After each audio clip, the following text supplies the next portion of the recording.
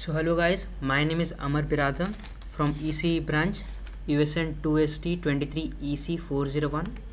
So today we will be setting up file transfer protocol along with the DNS server implementation part. So this is a topology I have created right now. So it consists of two networks.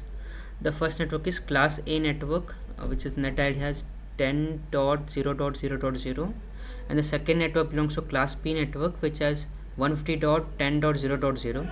So I will be showing the IP configuration of all the PCs right now. So this is first PC0. So we have given an IP address of 10.0.0.2 corresponding to the subnet mask, and we have provided this default gateway of 10.0.0.1. And for the DNS server, we have already allocated 150.10.0.3, which is the IP address of this server. So we can see here. Okay, let me show you. This IP address we are providing is at the DNS server for every PC. So for PC1, the same goes here. We have provided the IP address at 10.0.0.3. And moving on to the next network, which is a class B network. So we have given this as IP address as 150.10.0.2, and the following subnet mask follows as 255.255.0.0. and for the default gateway we have provided as 150.10.0.1 corresponding to the DNS server, which is .3. So this is how the IP configuration of PC. And for server configuration, it holds the same, where we have just given the IP address at .3 and the default gateway as .1. Moving on to the router part, where we have configured it as using CLI mode. So what we have done is we have get it the enable command. From enable command we have gone into configuration terminal.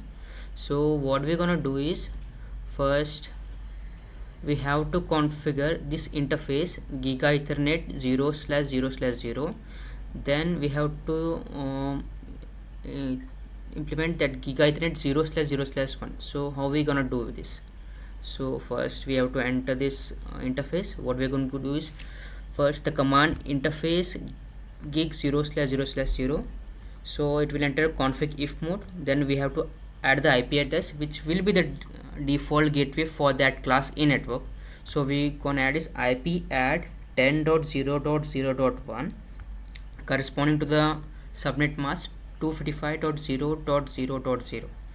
Then we gonna write the no shut command, as it will be in a shutdown mode. So we gonna change the state to up. So we have been returned the no shut command. So here we can see the interface Giga Ethernet 0/0/0 change the state to up. This means that this interface will be green lined. So next we gonna exit this, and again we gonna go to the next interface Giga Ethernet 0/0/1. Then we gonna add the IP address for that, which will be the default gateway for the network B class B network. Then correspondingly the no shut command works out. Then to communicate both the networks, we're gonna use router RIP, so version 2, and we're gonna add the both the network 10.0.0 and following the network 150.10.0.0. So first we're gonna show is services, how the DNS works. So suppose we're gonna do is the name, let me type www.stmcet.com, and okay, in the address part I will type the IP address of the server, which I had given 150.10.0.3. first let me check out, is it the same? Yeah, okay, 10.0.3. so what we're gonna do is, first we have to remember to add on this DNS server. So add it and press save. So okay, sorry, add it and then save it. So we have saved the DNS server. Then we can come this part, desktop.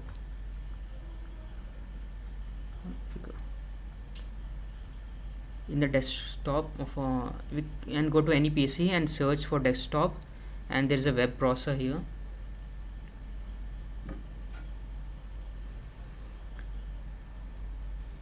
After the page is loaded, you will get this interface where we have to enter the domain name www.stmcet.com. okay, here it goes. Okay, then the page will be loaded like Cisco Packet Tracer. Welcome to Cisco Packet. This is a predefined page by Cisco Packet Tracer. So where the page actually is. So okay, let me show that one. You have to go to server. There's service is called HTTP. Here you can see index.html. okay, this is the page that it's been loaded to the PC when you type www.stmcet.com. okay, so this finished up with our DNS part. Let's move on to the next part, which is a file transfer protocol. Okay, so moving on to file transfer protocol, FTP. So I have already created a username A, where I have given the allowance for write, read, delete, rename and list. You have to add this and save it. So after adding the user, then you can come to this PC of network, then go to the command prompt. Before going to command prompt, open the text editor and type a random text. Let's say hello. Then save this file, give it a random name. I will give it as trial